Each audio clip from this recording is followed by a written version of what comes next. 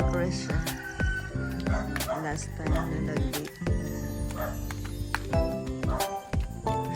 Parang giba-giba lahat ng school building. Kaya lang pagbaha.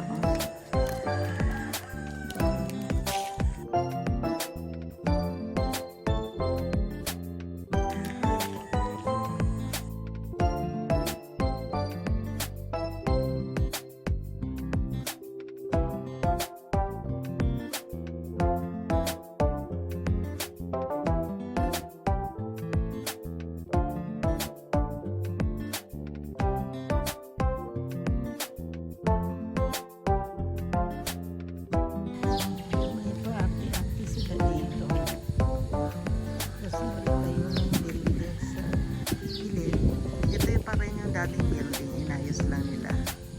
Pininturahan, binubungan, nilagyan ng windows. Kasi luma na yan eh. Kay Obero pa yan dati na building. Kay Mrs. Obero, yung teacher. Long time ago. 50 years ago. Yan. Tapos itong may pero nilagyan nila ng Villa Perte. Oo. Yan.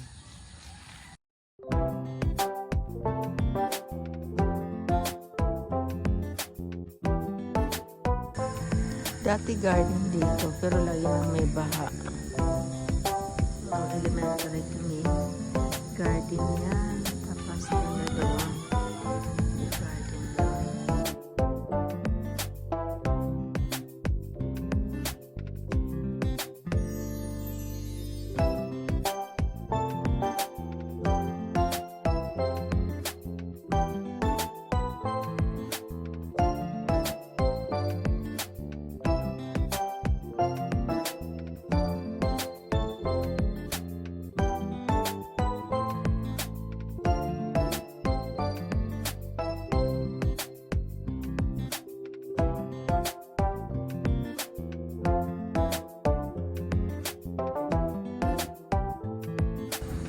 Tapos ito, ito pa rin ang swing.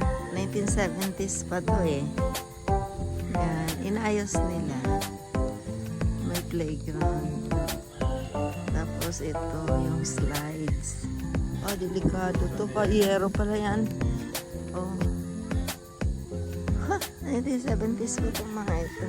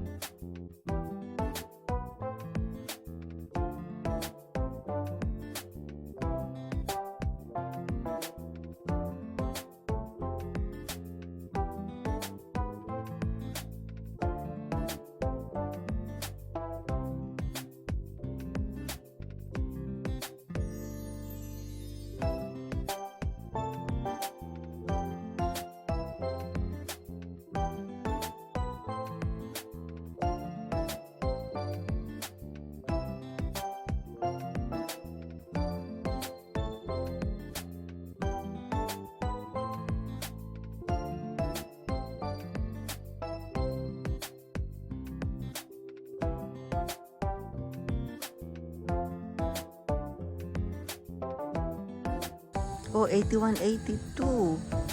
1981-82 pala ito project. Siguro inayos nila. Pero, naku, 70s pa yan eh. Yan.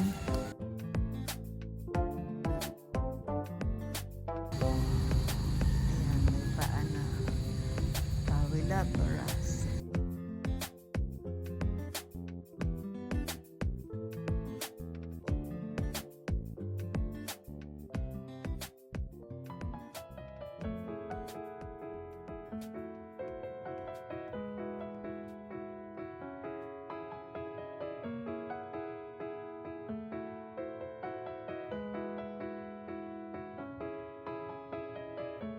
Ito yung project ng Decents.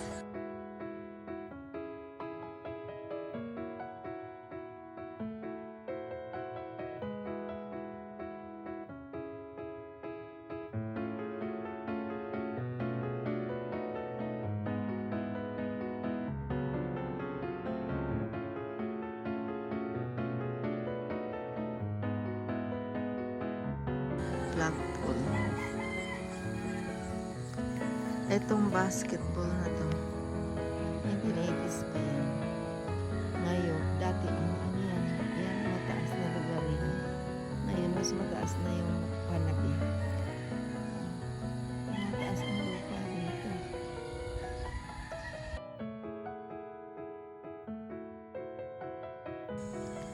Yung stage na yan, yung 1970s, 80s, ano yan, mga 6 na baitang yata yan, paakyat. Ngayon, flat na siya. Flat na siya. Tapos yung baras na yun, natatabunan na din. Yan. Yan. So, ito na ang situation niya. Baras Elementary School. Ayan, playground. Yung ayan ang yung flagpole. Ayan, basketball court. Ayan,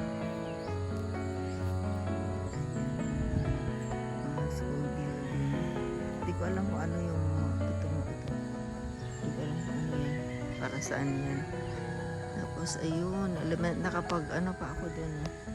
Elementary ako. Tapos mayroon sa gilid niyan. Ano dyan. May ano. May Lourdes. Tapos ayan na ang stage. Another building. Pero sira ang building na yan. Tapos may another building doon. Yan nagagamit ng school. Tapos yung building na luma ni Mrs. Overo, inano na nila, inayos, tapos nilagyan ng Villa Puerte. Project niya.